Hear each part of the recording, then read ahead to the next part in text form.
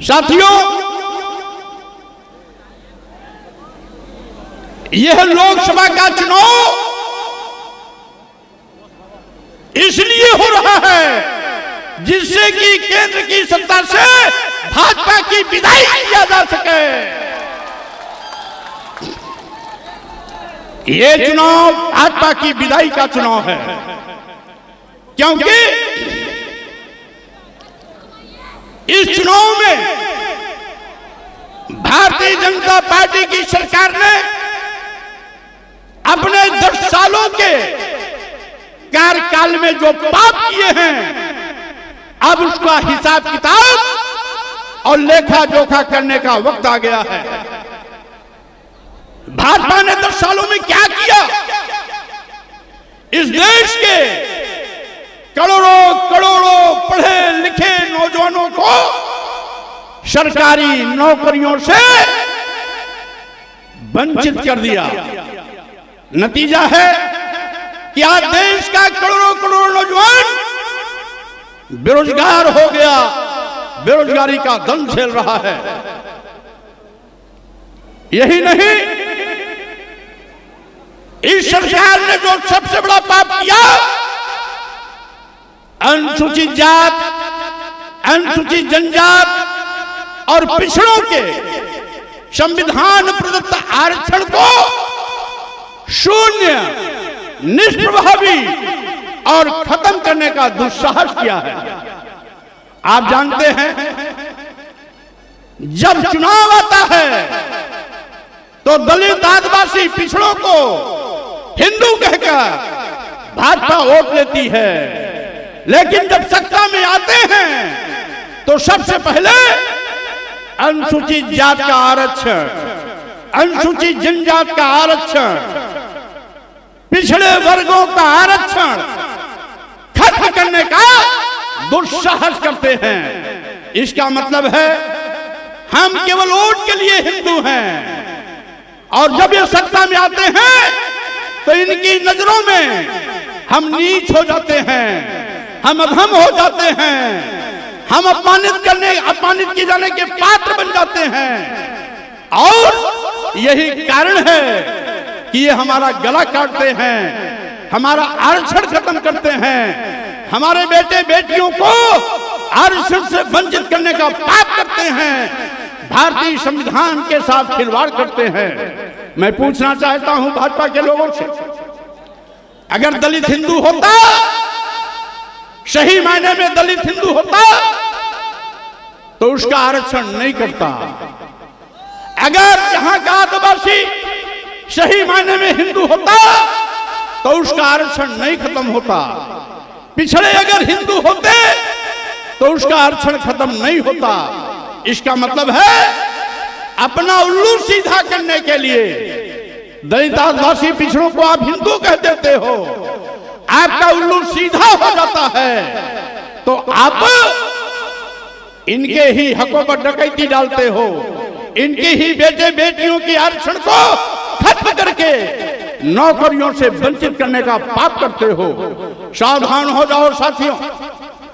आज तीसरा पाप भारतीय जनता पार्टी की सरकार में दलित, आदिवासी, पिछड़े मुसलमानों पर दुर्भावनापूर्ण मुकदमे दर्ज कराए जाते हैं।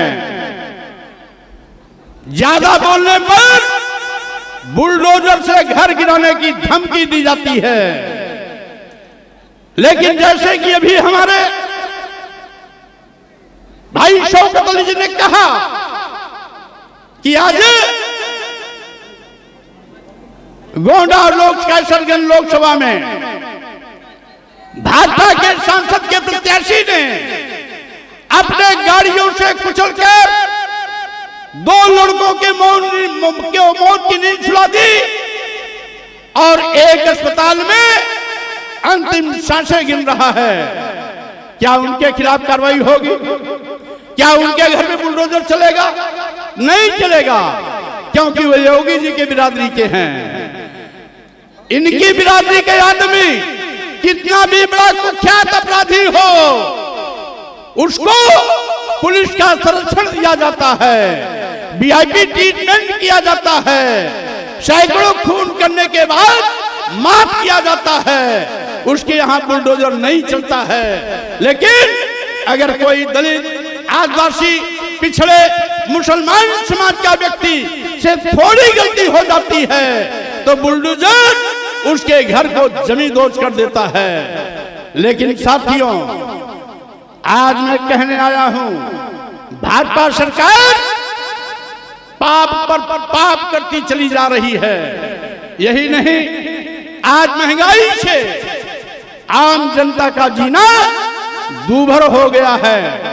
और साथियों, मैं तो ये कहता हूं, भारतीय सरकार की गलत नीतियों के चलते इस देश में 80 करोड़ लोग गरीब, लाचार, बदहाल जिंदगी जीने के लिए मजबूर हैं और जिनकी जिंदगी का मकसद 5 किलो 10 किलो चावल पे आके खत्म हो जाता है। मैं पूछना चाहता हूं, अगर इन 80 करोड़ लोगों को रोजगार मिला होता, सरकारी नौकरी मिली होती, खेती बाड़ी होती, तो क्या 5 किलो 10 किलो चावल के लिए लाइन लगाते क्या? ये सरकार के निकम्मेपन के चलते इस देश में आज 80 करोड़ लोग गरीब, लाचार, बदहाल की जिंदगी जी रहे हैं।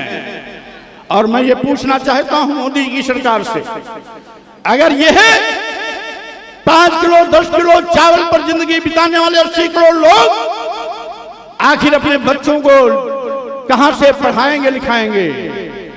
कैसे कॉलेज विश्वविद्यालय भेजेंगे? कैसे अपने बच्चों को शादी विवाह करेंगे? अपने बच्चों को कपड़ा लत्ता कहां से पहनाएंगे? इलाज और चिकित्सा कहां से कराएंगे? मोदी सरकार इसके लिए कोई व्यवस्था नहीं कर पाती। यही नहीं साथियों, भाजपा सरकार ने किसानों से लाभकारी मूल्य देने का वादा किया था, लेकिन लाभकारी मूल्य तो नहीं दिला पाए। अलबत्ते न्यूनतम समर्थन मूल्य की मांग को लेकर दिल्ली में दे रहे धरना किसानों पर बुरी तरह से लाठियां चटकाई गई। आज यही नहीं, ये तो देश के सौदागर हैं। मोदी जी देश के सौदागर हैं। ये पहली ऐसी निकम्मी सरकार है जो देश को बेचने का पाप कर रही है। देश के राष्ट्रीय संपत्ति, राष्ट्रीय संस्थान और सरकारी विभाग एक एक कर अपने चहेते उद्योगपतियों को बेच रहे हैं औने पौने दामों में। आप जानते होंगे, मोदी सरकार ने देश के सभी बंदरगाह बेच दिए, सभी एयरपोर्ट बेच दिया, एयर इंडिया बेच दिया, सभी रेलवे स्टेशन बेच दिए, कई दर्जन ट्रेनें बेच दी, यहां तक कि LIC जैसी संस्था बेच दी। किसके हाथ? अदानी और अंबानी के हाथ। आज साथियों, भाजपा सरकार के पहले GST नाम का कोई भूत नहीं था, लेकिन आज GST के नाम पर आपके खून पसीने की गाढ़ी कमाई के पैसे को टैक्स के रूप में मोदी सरकार लूट रही है। आप जानते हैं, आपके शरीर पर जो कपड़े हैं, पैरों में जूते चप्पल हैं, 2014 के पहले इस पर कोई टैक्स नहीं लगता था। साथियों, खेती में जो काम करने वाले सामान खरीदे जाते थे, खाद, बीज, पेस्टिसाइड, कृषि यंत्र, इस पर भी कोई टैक्स नहीं लगता था। आज दूध, दही, मक्खन, पनीर, मट्ठा पर भी टैक्स लगने लगा है। यहां तक कि बच्चों की किताब, कापी, पेंसिल, रबर पर भी GST के नाम पर टैक्स वसूला जा रहा है। साथियों, मैं कहना चाहता हूं, आप पहले घर बनाते थे, मोरंग, बालू, सीमेंट, सरिया, ईंटा लाते थे, किसी वर्ष ही GST का टैक्स नहीं कटता था। लेकिन आज आपको एक छोटा सा कमरा भी बनाना हो, मोरंग बालू सीमेंट सरिया ईटा लाएंगे, हर आइटम पर आपको टैक्स देना पड़ता है।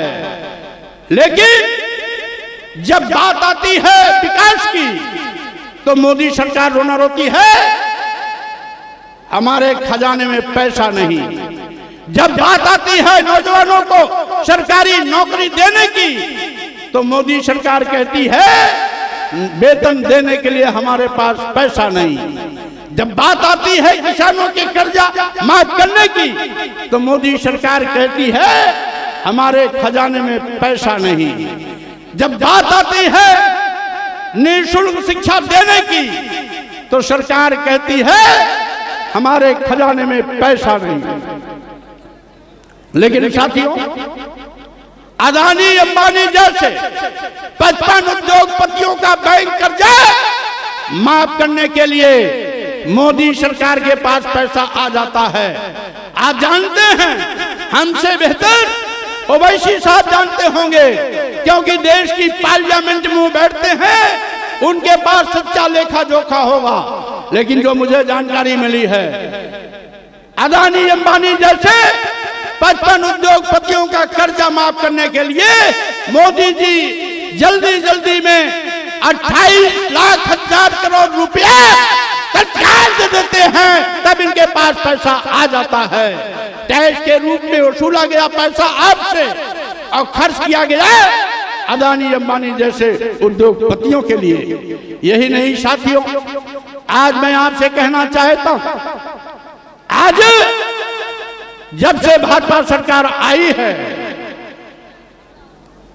भारतीय जनता पार्टी हमारे भारतीय संविधान को लगातार अवहेलना करती जा रही है। यहां तक कि इनकी मंशा है भारतीय संविधान को बदलने की। इनकी मंशा है इस देश में लोकतंत्र खत्म कर हिटलर शाही के रास्ते पर जाने की। ये मोदी सरकार ईस्ट इंडिया कंपनी से बदतर है, जो देश को बेचकर अपने चहेते उद्योगपतियों का तिजोरी भरने में लगी हुई है। इससे साथियों, ये इस चुनाव में आखिर भाजपा की विदाई क्यों? इस चुनाव में आखिर भाजपा की विदाई क्यों? इसलिए जिससे कि देश का संविधान बचाया जा सके। बाबा साहब डॉक्टर अंबेडकर ने जो देश में समतामूलक समाज की स्थापना का भारतीय संविधान के माध्यम से व्यवस्था दिया है, उस भारतीय संविधान को बचाया जा सके। यही नहीं, इस देश के लोकतंत्र को खतरे से उबारा जा सके और साथ ही साथ देश के सौदागर जो आज देश बेचने पर तुले हैं, इनको बाहर का रास्ता दिखाया जा सके। साथियों, मैं ये भी कहना चाहता हूं, एक सवाल है हिंदू और मुसलमान दोनों से। मैं कहना चाहता हूं साथियों, ये तथागत बुद्ध की धरती है, जहां से इंसानियत का पैगाम पूरी दुनिया में दिया गया था। हम नारा लगाते थे, हिंदू मुस्लिम सिख ईसाई सब हैं आपस में भाई भाई। लेकिन मोदी सरकार ने जो सबसे बड़ा पाप किया है, वो भाईचारे का कत्लेआम किया है। हिंदू मुस्लिम सौहार्द को तोड़ा है और हिंदू मुस्लिम भाईचारे का कत्लेआम किया है। मैं पूछना चाहता हूं, क्या भाजपा सरकार के पहले इस देश में हिंदू मुसलमान नहीं रहते थे? क्या भाजपा सरकार आने के बाद ही इस देश में मुसलमान और हिंदू आए? क्या ऐसा ये नाटक करते हैं अपने वोट की राजनीति के लिए? ये देश को खंड खंड करना चाहते हैं। अपनी राजनीति के लिए ये हिंदू मुसलमान को दो पार्टों में बांटना चाहते हैं। मैं कहना चाहता हूं, भाजपा के लोगों इतिहास पढ़ लेना, भाजपा के लोगों इतिहास पढ़ लेना। इस देश में 1100 साल तक मुस्लिम शासक का हुकूमत रहा है, लेकिन हिंदुओं पर खतरा कभी नहीं आया था। लेकिन लानत है जब 1100 साल में मुस्लिम शासकों के रहते भी हिंदुओं पर कोई खतरा नहीं आया। हिंदू सुरक्षित थे, सम्मान स्वाभिमान के साथ थे। और भाजपा के बड़े नेता भागवत, आरएसएस के बड़े नेता भागवत जी खुद कहते हैं, मोहन भागवत जी, इस देश में जितने भी मुसलमान हैं वो पहले हिंदू थे, वो जितने ईसाई हैं वो पहले हिंदू थे, जो जितने भी बौद्ध हैं वो पहले हिंदू थे, जितने भी जैन हैं, सिख हैं, वो पहले हिंदू थे। लेकिन मैं भागवत से पूछना चाहता हूं, अगर तुम्हें जानते हो कि ये सभी पहले हिंदू थे तो इनसे नफरत क्या है, इनके साथ सौतेला व्यवहार क्या है, इनके घरों पर बुलडोजर क्यों चलता है? आपके पास उत्तर नहीं है। मैं कह देना चाहता हूं, इस देश में ये सही है, इस देश में जब भी मनुवाद के द्वारा जुल्म जाति अत्याचार बढ़ा, जब जाति आधार पर इस देश के दलितों, आदिवासियों, पिछड़ों के साथ जानवरों जैसा व्यवहार किया गया, जब इस देश के दलितों, आदिवासियों, पिछड़ों को शूद्र कह करके नीच कहा गया, अधम कहा गया और साथ ही साथ जानवर से बदतर जिंदगी जीने के लिए मजबूर किया गया, तब तक इस देश का दलित, आदिवासी, पिछड़ा अपने सम्मान और स्वाभिमान के लिए उस आपके जातवादी गंदी मानसिकता वाले धर्म को लात मार करके वो अलग रास्ता चुनने का काम किया था। आज यहां जो भी बौद्ध बना, जैन बना, सिख बना, ईसाई बना, मुसलमान बना, वो मुसलमानों के जुल्म जाति अत्याचार से नहीं, बल्कि मोदी जी, योगी जी, आपके पुरखों के जुल्म जाति अत्याचार के नाते उनको धर्म परिवर्तन करना पड़ा था। ये गंदी सोच आपकी रही है और इसीलिए मैं कहना चाहता हूं, आज अब भाजपा के पाप का घड़ा भर गया है। 2024 लोकसभा चुनाव में मोदी जी के पाप का घड़ा फूटने वाला है। और जब 4 तारीख का रिजल्ट आएगा, तो मैं कहना चाहूंगा केंद्र की सत्ता से भाजपा की विदाई होगी, कोई ताकत रोक नहीं सकती है। और एक चीज मैंने सोचा कि अगर भाजपा की विदाई होनी है तो कुशीनगर के लोगों का भी उसमें योगदान होना चाहिए। इसीलिए कुशीनगर लोकसभा से मैंने चुनाव लड़ने का फैसला किया कि अगर केंद्र से भाजपा का सुपड़ा साफ हो, खटिया खड़ी बिस्तरा गोल हो, तो उसकी शुरुआत कुशीनगर की धरती से होना चाहिए। इसलिए साथियों मैं आपको केवल भाजपा से ही नहीं, उनके सहयोगियों से भी सावधान करना चाहता हूं। समाजवादी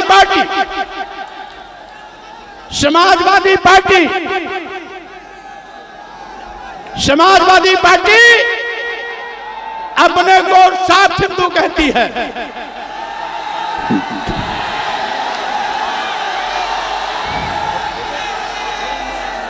समाजवादी पार्टी अपने को साफ हिंदू कहकर भाजपा के दूसरे रूप में स्थापित होना चाहती है, लेकिन उसका सेकुलरिज्म